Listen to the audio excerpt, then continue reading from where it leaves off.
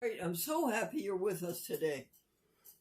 Yes, Glendora, I must say that I'm just so excited to be on this call with you.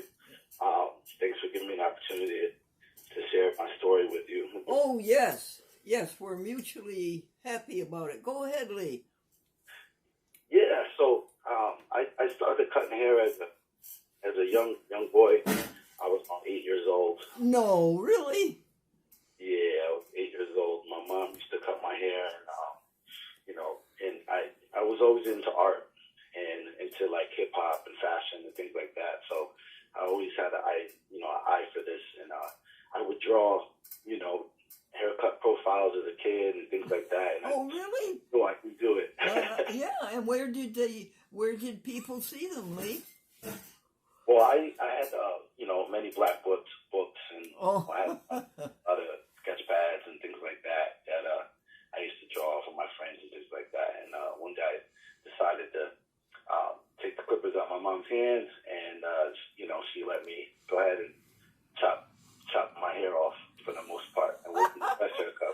well, good for you, Mom. I had a lot of effort in it. I'm really excited about it, and I just knew I can do it. Good for you, Mom. Yeah, so I thank my mom for that. She's such a blessing to me. Yes. And then tell us what was next, Lee. Yeah, so I began cutting, my friends in the football team, basketball team, all throughout middle school and high school. No kidding. Yeah.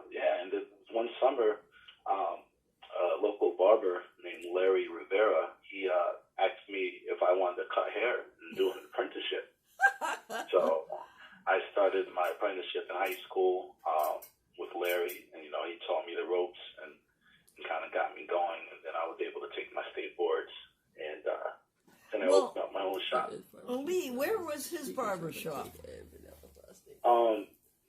His barbershop was in Middletown in East Maine. It was All Cuts, Larry's All Cuts barbershop. Yeah. And how old a man was he then when he asked you if you wanted to be an apprentice? How old was he? I would say Larry had to be in his 30s. Uh-huh. Yeah, probably in his mid-30s. And how long did you stay with Larry, honey? I stayed with Larry for about 2 years. Wow. I opened up my own shop, yeah. Wow. Keep going. Yeah, so I did that while I was in school, and then we opened up our barber shop in Middletown, New York, and that's when I began to, teach and train other barbers.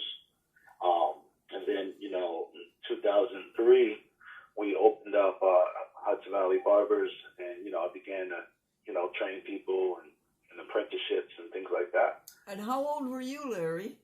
How old were you, Lee? I was 23 years old when I started the academy.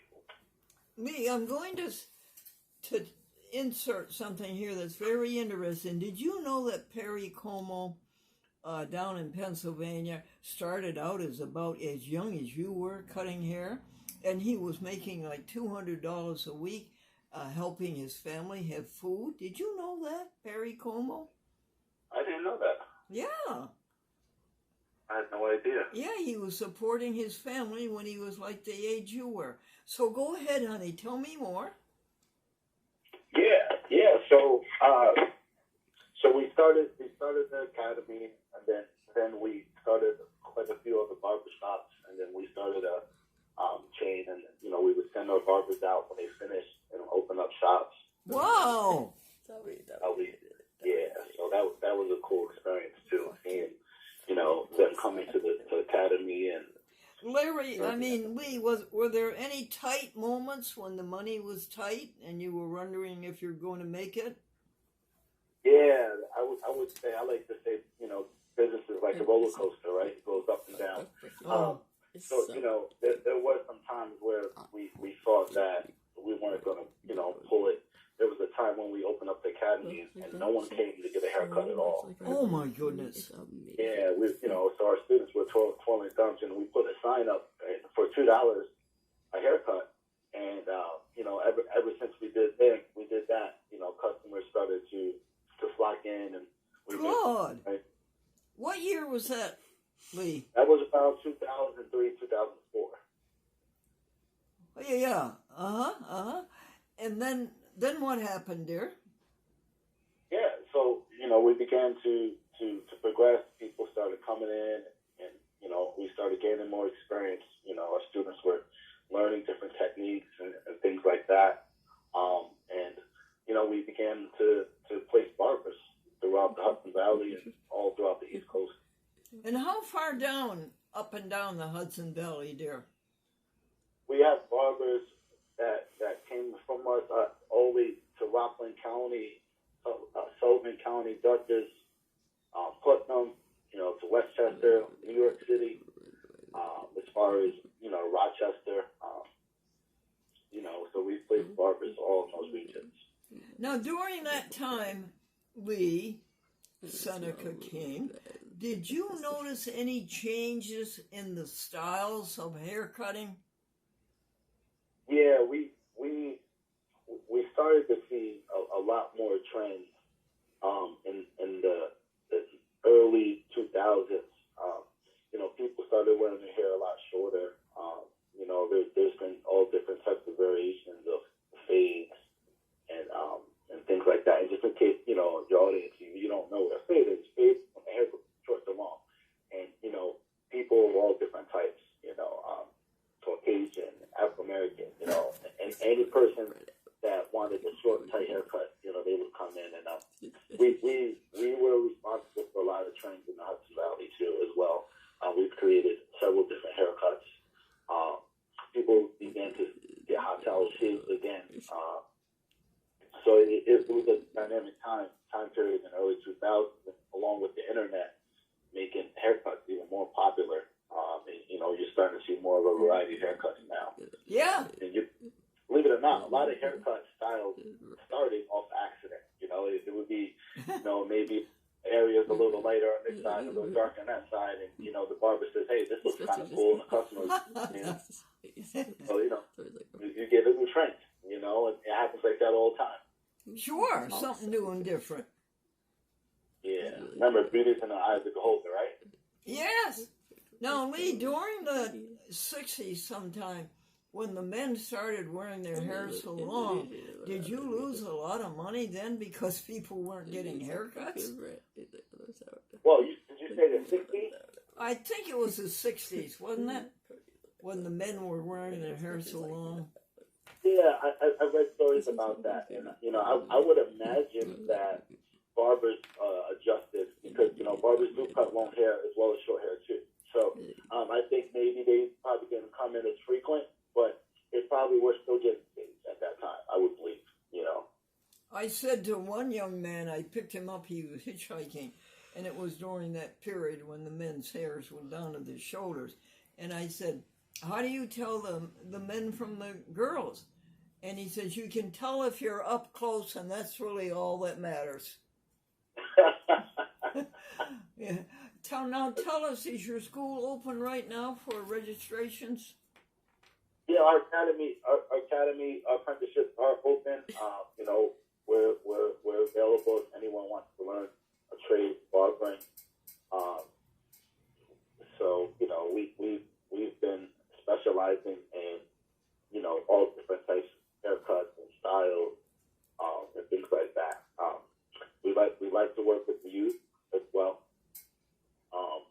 Right now we do apprenticeships and we work with prisons and recovery centers. So, but we are open for enrollment into our apprentice program. What is the latest in haircut styling now? There's a lot of dynamics in the hair dyeing, temporary hair. Oh, really? Yeah, from edge ups to mohawks to faux hawks to tapers, first haircuts. It's still cool industry, and that's I like to say barbering is an art that's a science as well. Now, Lee, when you were a little boy back there cutting people's hair, how much did you charge them, honey? I charged $3. I charged $3. I was able to get some extra milk and some extra cookies for lunch, and there was like the pizzeria and go to by my house that, you know, I would go get a slice of pepperoni, and I would get a great soda, and we would do that. So that's how I spent my money, along with it. And did people give you tips? You know, I would say they did. Yeah, I had a lot of friends and family that would, you know, contribute and help me grow my craft. Yeah. So thank you.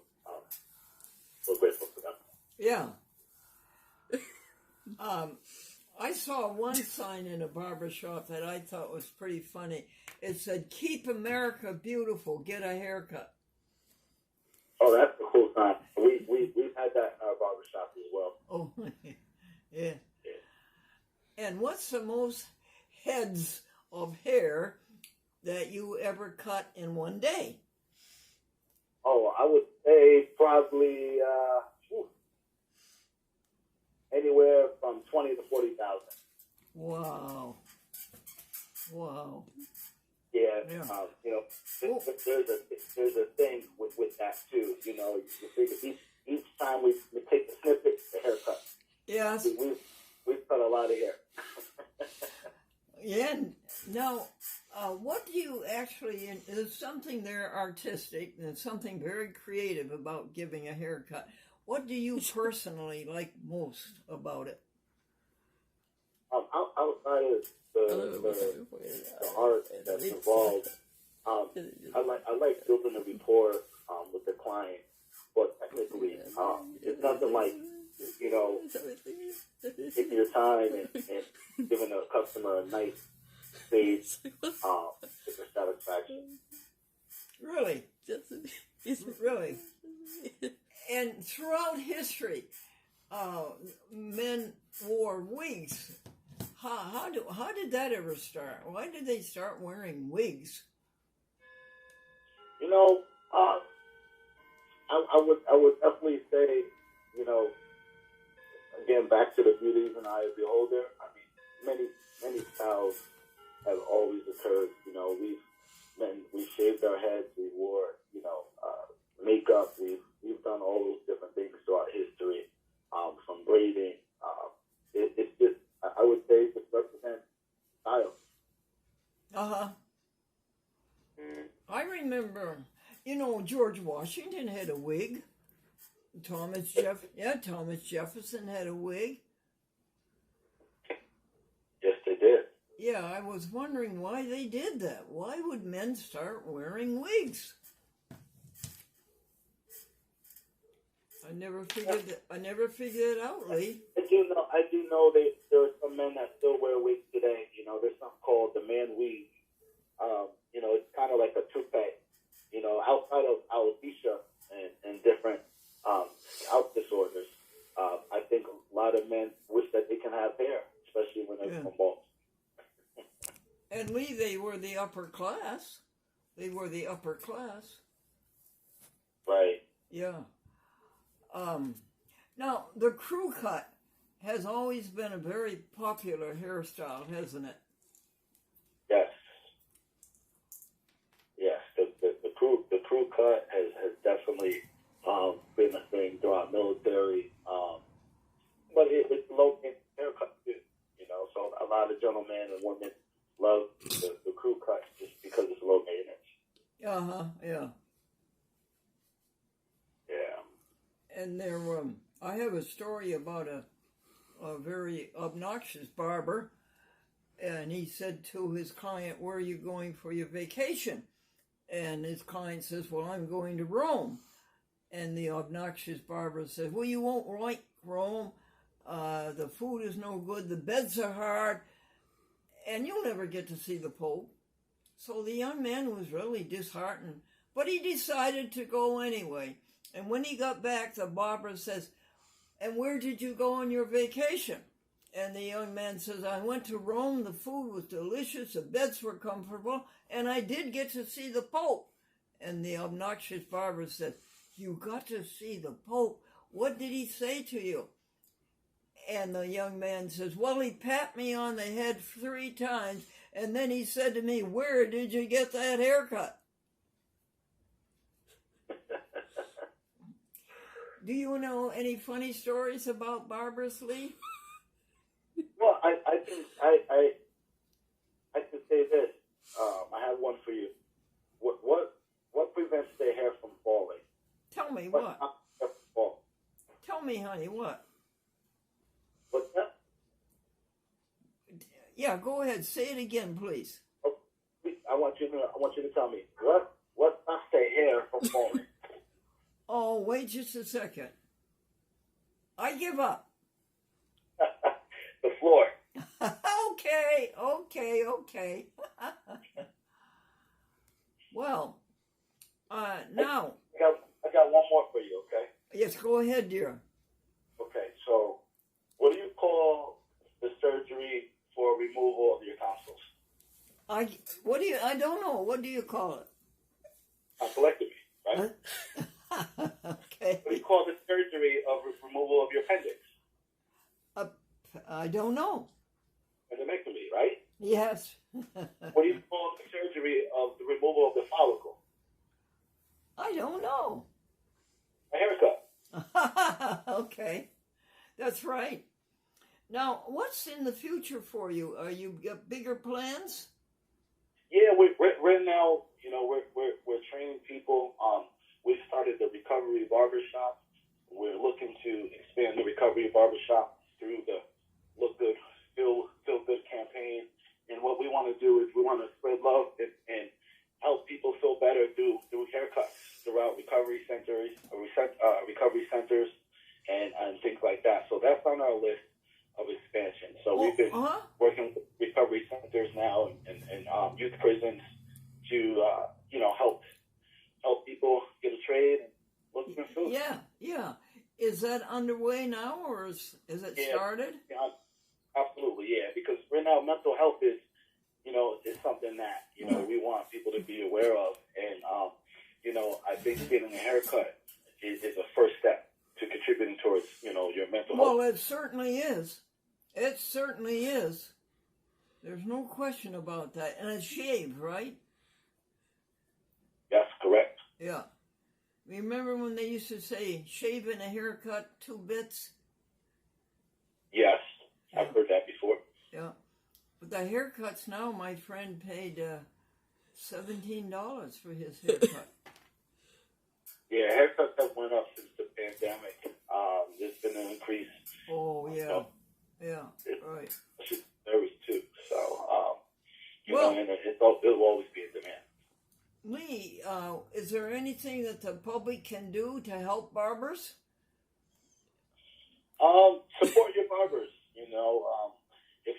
I know sometimes people have clippers at their house and they take the clipper and buzz their own hair. But if there's any local barber academies in your area, try to support those new entrepreneurs and apprentices that want to have a journey in the career of barbering. Yes. I would try to support your barber. Yes. Barber. Well, Lee, I haven't told you, but my daddy was a barber. That is amazing. Yes, and this was back in the years around 1925 to 1930.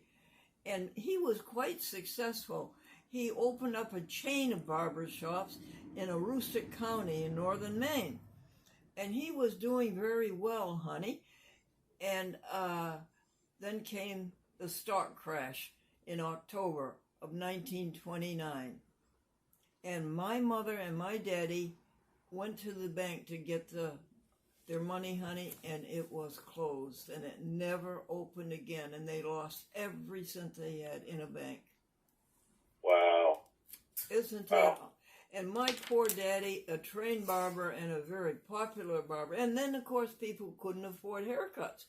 And he just went downhill, honey, and he had to take any kind of a job that he could to get us 4 kids through life.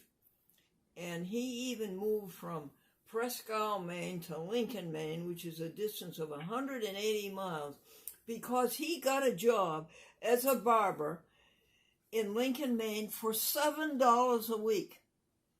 Oh, man. Wow. Can you believe how terrible it was during the Depression? Wow. Yeah. Are your parents very proud of you that you made it as a barber? Yeah, my parents were proud. Yeah, my mom always expressed that, and my dad always expressed how proud, he was. And yeah, I'm really grateful for them to raise me up and teach me the things they taught me. Yes. What's important, how to love and forgive. And they from a young age they told me about God, and God's always been on my side, and the Lord's always been with me because of them, and that's why I love to barber, because I get a chance to work with people and talk to them directly about love. Oh, do that right now, honey. Talk to us directly about love. Love is patient. Love is kind, right? Yeah. Love is is based on forgiving one another. Yes, it is. Loving ourselves. Yes, it is, honey. Keep going. I love to hear it. Keep going. Yeah, and it's a thing of first we have earthly parents, mothers and fathers, taking care of them first, loving on them first. And that's right. Oh, what a good philosophy! And as you say, being a barber, you can pass it on. Yeah, so I'm so grateful for that. Well, Amy, who's on camera and works with me with my show, A Chat with Glendora, Amy and I have a favorite thing that we remind the public of every day. What is it, Amy? When all is said and done, the only thing that really matters is how you treat others. Amazing. Amy, do it again, honey. When all is said and done, the only thing that really matters is how you treat others. Is that sort of what you're saying? That's exactly what I'm saying. And, we have to love ourselves. And once we love ourselves, we can love everyone else. And most importantly, we have to forgive. Yeah. Amy, how much time do we have left, dear? 6 minutes. I think it give me time to tell you one more story about my dad, who was a barber. He was afflicted with cancer in the tongue, honey. Oh, man. Yeah, and they had to remove, listen to this, 1/3 of his tongue. Wow. They tried radium. This was back in 1941. They tried radium, and it didn't work. And they sent him from Bangor, Maine to Boston, and he ended up at the Harvard Medical School. And the Harvard Medical School told him, said, there's nothing we can do except offer to you what we call the radical. And we would cut your tongue, 1/3 of it, and cut out all the glands in your neck, way down to your shoulder. And my poor daddy says, I have nothing to lose either way.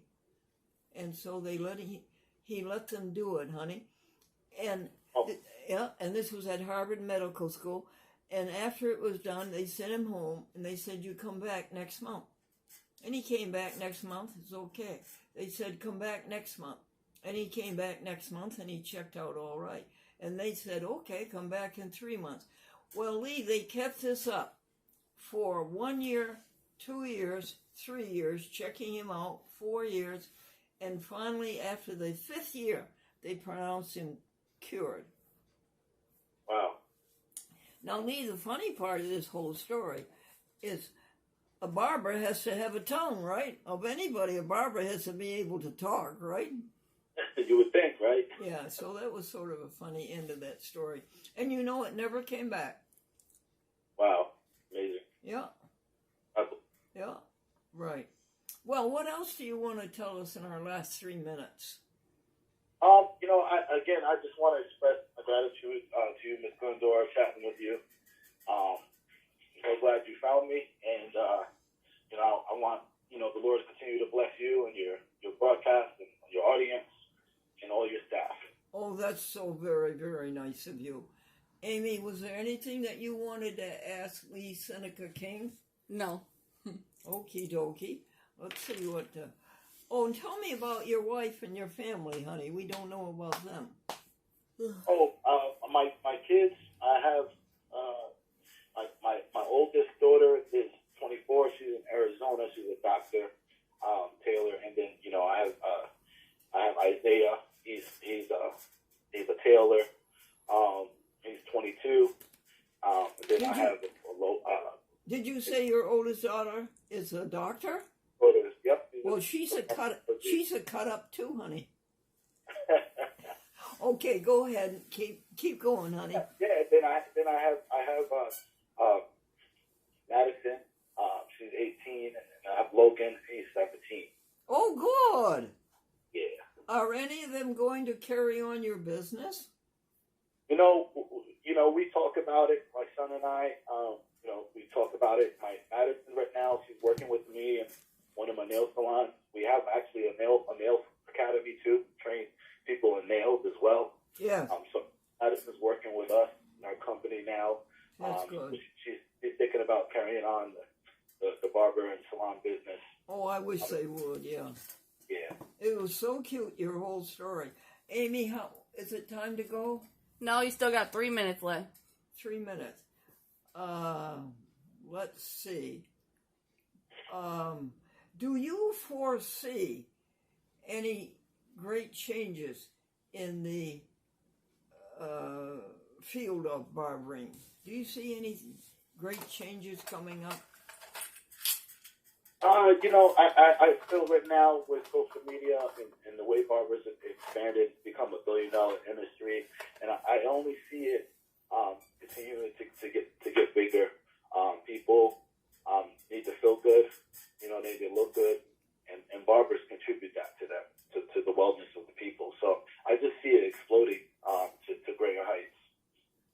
Well, honey, what do you have to say about the recent movement the last 20 years about unisex barbers and beauty shops doing both men and women?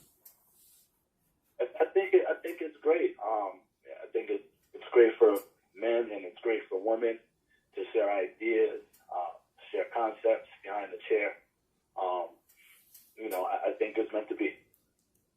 Yes. Well, folks, Lord, all of our friends and all of our people together, I thank you for this fun time that we had with our star barber, Lee Seneca King. And I'm very grateful to you, and I'm so glad we have a new friend. Lee, you can have the last word if you would like. Yeah, I'm glad to be your friend, Glendora. The Bible says that if you want friends, make yourself friendly. You've been a blessing to me. Thank you and your audience and your whole team. Well, you certainly do make you make yourself friendly. You certainly do, hon. All right, let's all say a prayer. Let's all remember that when all is said and done, the only thing that really matters is how did you treat others. And thank you for treating us so nicely, Lee. No problem. Bye-bye. Amy, say bye. Say bye to Amy. Bye.